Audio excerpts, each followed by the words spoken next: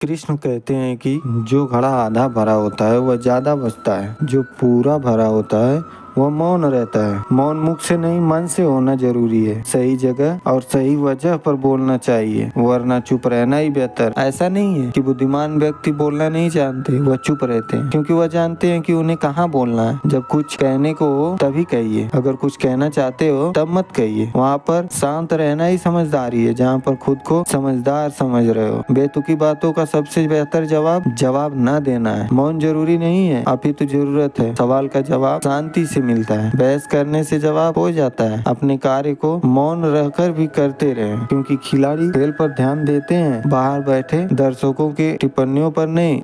हर बात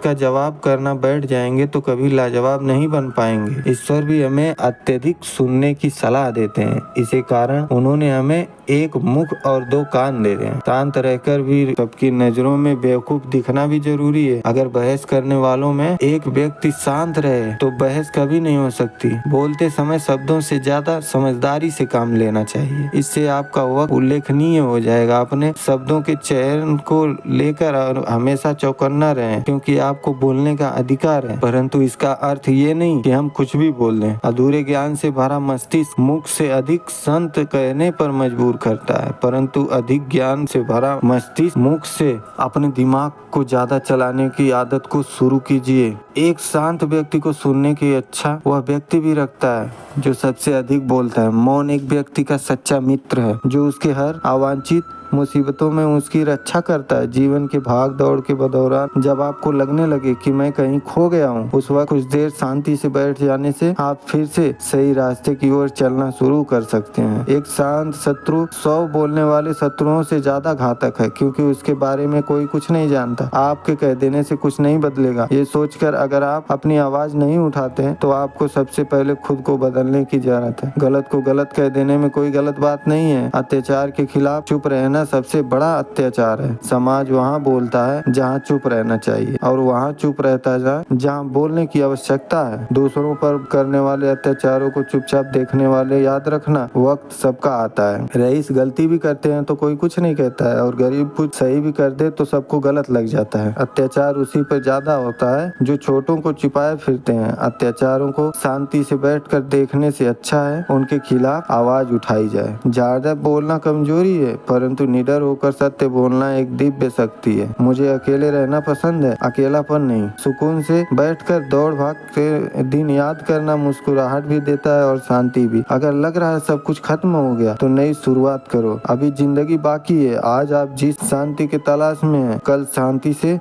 बैठकर इसी भाग दौड़ याद कर हंस रहे होंगे आप। जिंदगी बीत गई, दुनिया क्या कहेगी इस फिक्र में। बाद में पता लगा दुनिया को अपने सिवाय किसी की फिक्र ही कहाँ है। जब भी बयान करता रहा अपने हालातों को, तब सब चुप थे। आज चुप की आवाज सबके मेरे हालातों को जानना है। सलाह चुपचाप सुन लेनी चाहिए, पर सोच समझ कर माननी चाहिए। दिल की बातें केवल दिल से सुनी जा सकती है, शब्दों से नहीं।